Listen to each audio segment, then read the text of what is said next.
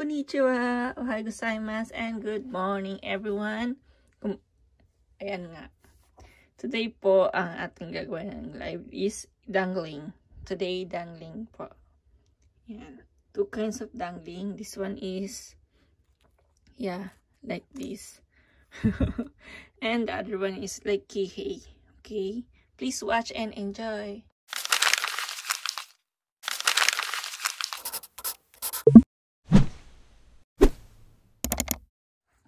So, ito na nga po ang ating gagawa ng video. Yung dangling. Yeah, two kinds. This one is kihei style. It's like 6-cut. Yes. Ganyan siya. Alam ba yun? Parang labo ng matang ilaw ko. Natural light lang naman ako ngayon eh. Wait. Piling ko malabo. Ang lamig. Sama yung sugi. Chat umatin eh. Just moment. Ayan. Ayun. Gumaganon pa. Super lamig po dito sa Japan. As usual. Naka-open po ang aircon ng buong Japan. Mula Okinawa to Hokkaido. Siyempre, mas malamig sa Hokkaido. Nag-i-snow na yata. Tsaka sa taas ng Fujisan. Taas ng bundok. I think sa New Year, magpupujisang kami, magka-camping kami sa baba ng Pujisang. Lagi naman kami nandun. So this one po, this is this is earrings, dangling. Pa-hook style siya. Look. Ayan, wait lang. Ayan yung pagkakaiba nila. You see?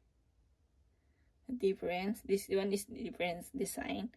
Much cheaper. Mas mura tong isa. Ito. This one is 0.39 grams. Yung andito ngayon sa akin. Then the other one is 1.6 grams. 1.6 ba to? 1.8, sorry. 1.8 grams. Mas mabigat siya. Yan. Ito yung favorite ko. Meron ako nito dati before. Then I sold it. Binenta ko. Nasold na.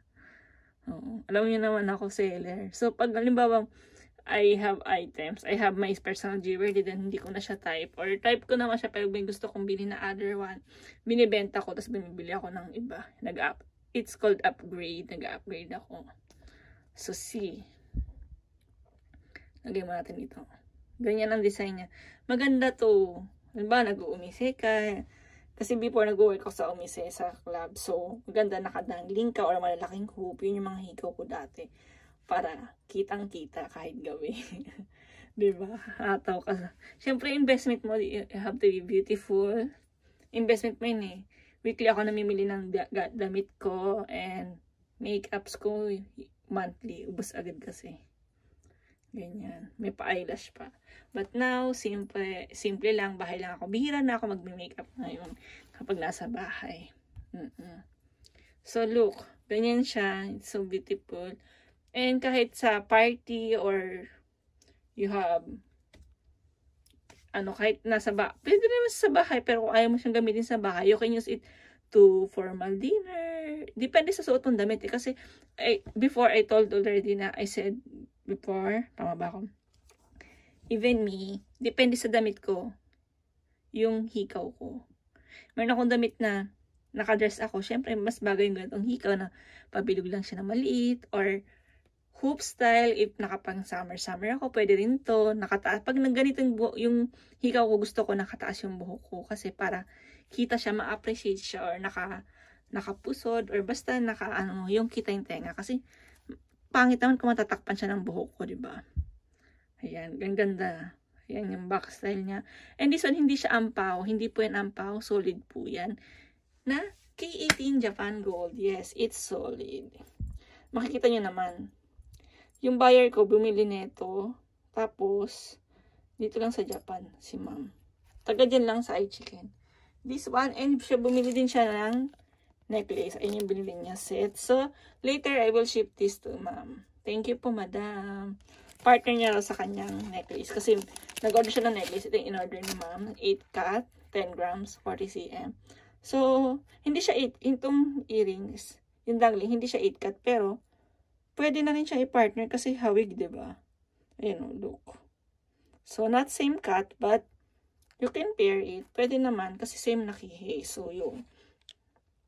So, later, ipapadala natin to kay madam. Thank you po, ma'am. Oo, first time buyer ko siya. First time na mag-order sa akin si ma'am. So, hopefully, maging good and mag-repeat. Yoroshiku onegaishimasu. Yan. Then, the other dangling is this one. This one to is cute. Pwede nyo siya pang gift kasi hindi naman siya super mahal. I mean, pag ba, sa best friend nyo, yung mga ganon, gusto nyo bigyan yung asawa nyo, pwede rin to. Ito magaan lang siya, pero okay naman. Look. Simple. Hindi siya ganon kaano. Ayan. Hindi naman siya nakakayang suotin. Okay naman siya. Opo, ayan siya, oh. You can wear it. Then, naka long dress. Maganda rin siya. Tapos nakaganito kayo. Ito, wala pa tong 4K pesos. Mas mura din. Nakalimutan yung price. I forgot. Pero, 3K something siguro. Plus. Yung ito, Ito naman, to eh. Mas mahal yung isa.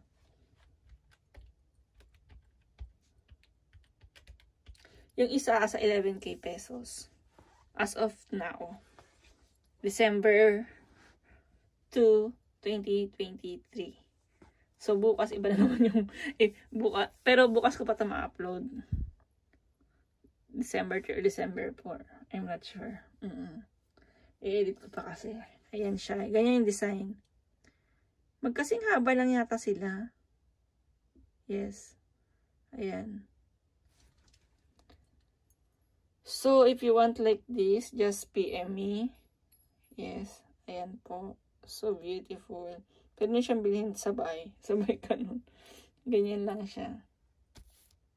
Alam niyo naman ang gold, patas ang pataas. And may bali-balita na mas magtataas pa ang gold. So much better you buy it now. Kasi sayang naman kung magtataas pa, diba? Like before, yung mga buyer ko, merong iba na, sana bumili na ako before. Kasi sayang po tumaas talaga. Yung 20 grams dati, na price, pang na lang, 10 grams na lang ngayon. Promise. Kahit ako nasasad kasi, ako yung, alam nyo dati, binenta ko yung 7 years ago. Binenta ko 8 years or 7 years ago yata. Hindi, mga 7 years ago lang.